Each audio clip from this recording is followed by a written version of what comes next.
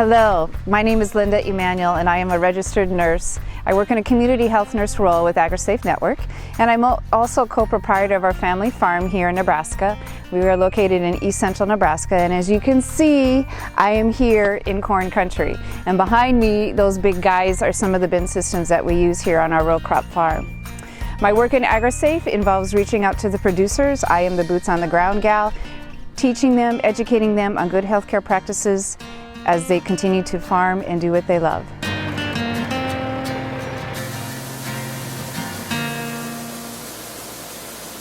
So welcome to Can the Bandana Use an N95?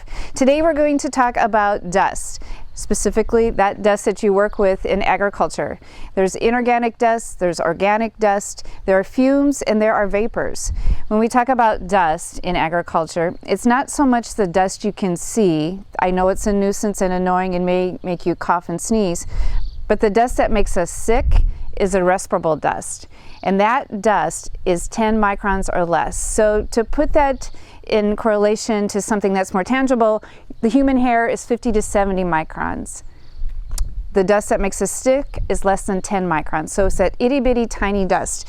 And what happens is when you're working in a bin system such as we are, you're shoveling and you're working hard, your muscles are requiring more oxygenation. So you're breathing in deep. So within this lung model, it gives you a little bit better visual of what happens when you're breathing in those contaminants and that dust.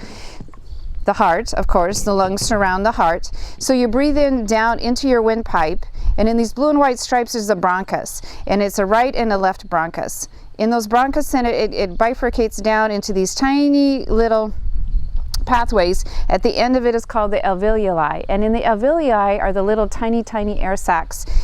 That's where the actual work of oxygenation happens. So as we breathe in and pulling in all of those contaminants in that can make us potentially sick, they sit down there in that alveoli and cause inflammation. From there, it can cause farmer's lung, which is more of an allergic reaction. It can also cause toxic dust organic syndrome. Both of those diagnoses are something that can put a farmer down in bed for days.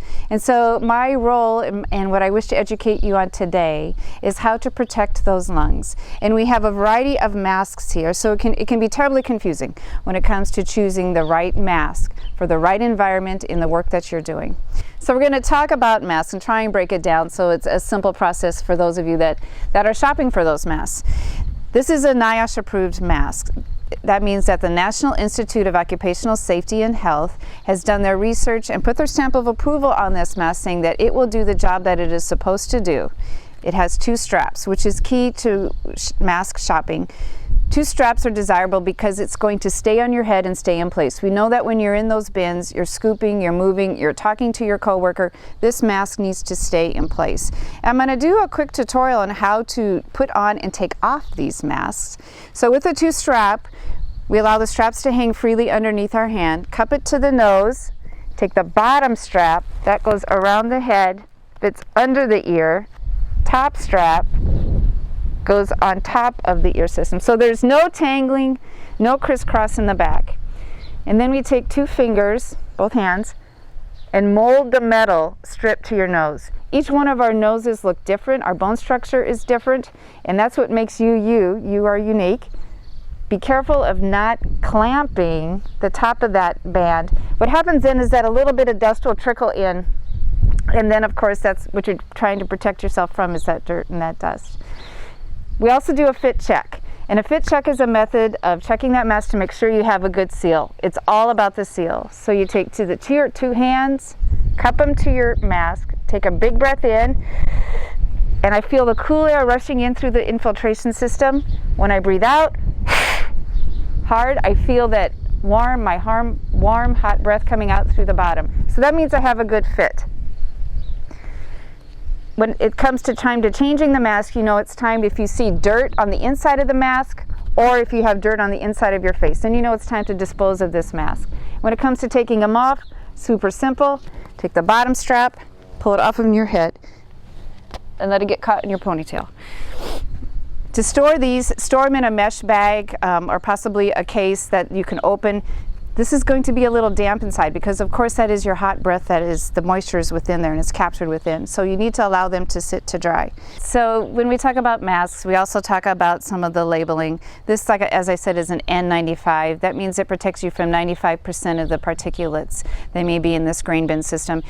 And in these grain bins, you're going to find, of course, possibly mold, bacteria, insect parts, rodent feces, nasty things that you can suck down into your lungs.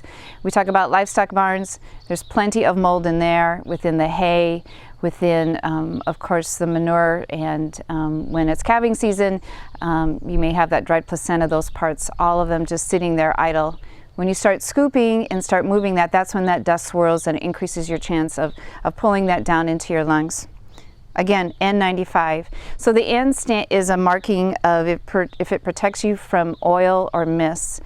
Oil and mist may be found in pesticides, in paint sprays, high pressure washers, if you're power washing a hog barn. Of course, all of that stuff, all of those nasty things are floating around. So an N, again, is not for the use if there's an oil mist.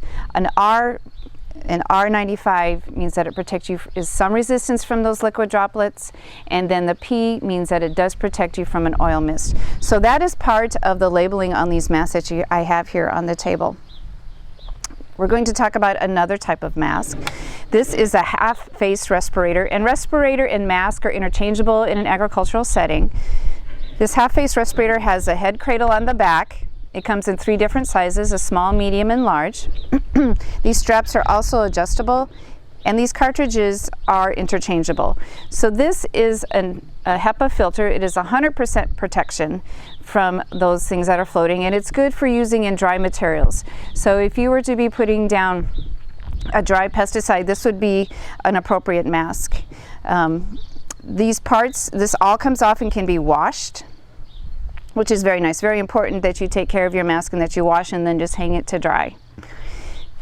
The cartridges, as you see on this full face respirator, as I said, can be interchanged. So this would pop on. And when it comes to those liquid droplets that I talked about within those oil mists, the cartridge is the key. You need to read the labels.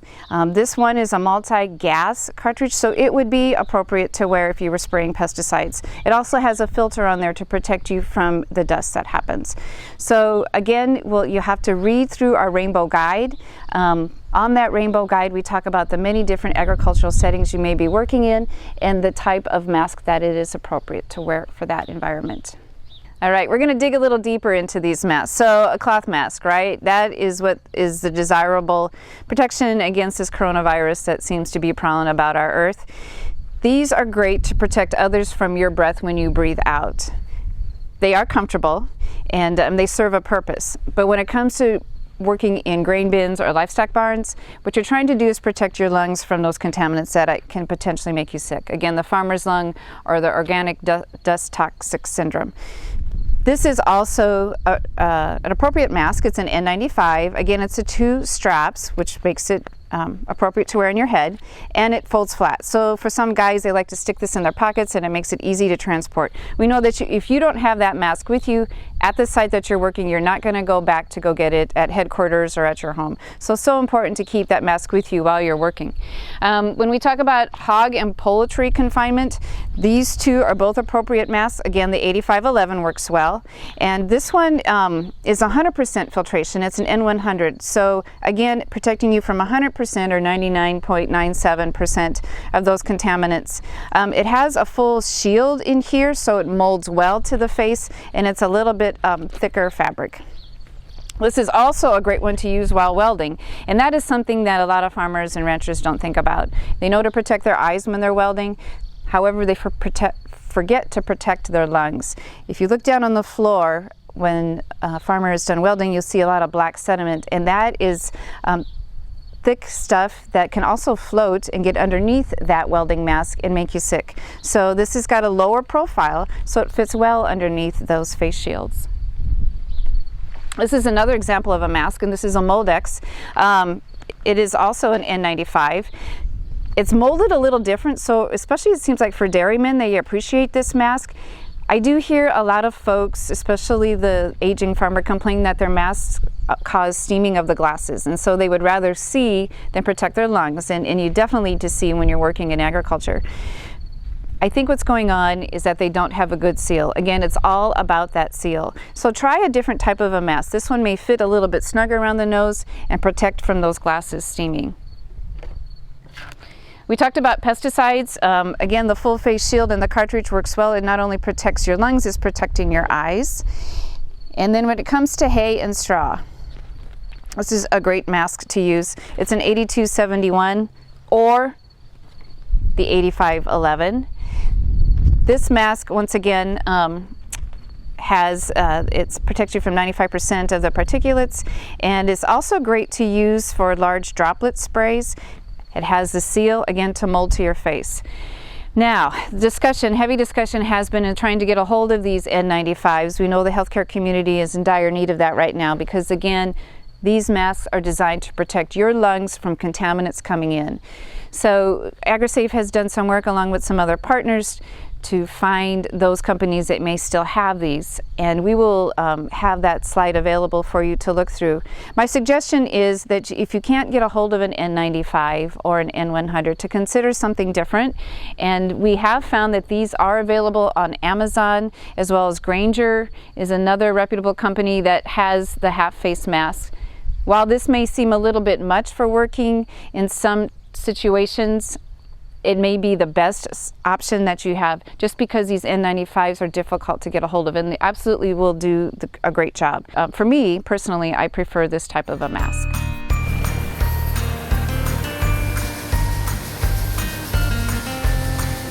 Thank you for attending AgriSafe's virtual stop today, and we were glad to have you on board. As we like to say in AgriSafe, happy lungs, happy life. I wish you all a good day and a good end of your summer, and would like to thank UMASH as well as the Central State Center of Ag Safety and Health for allowing us to be with you.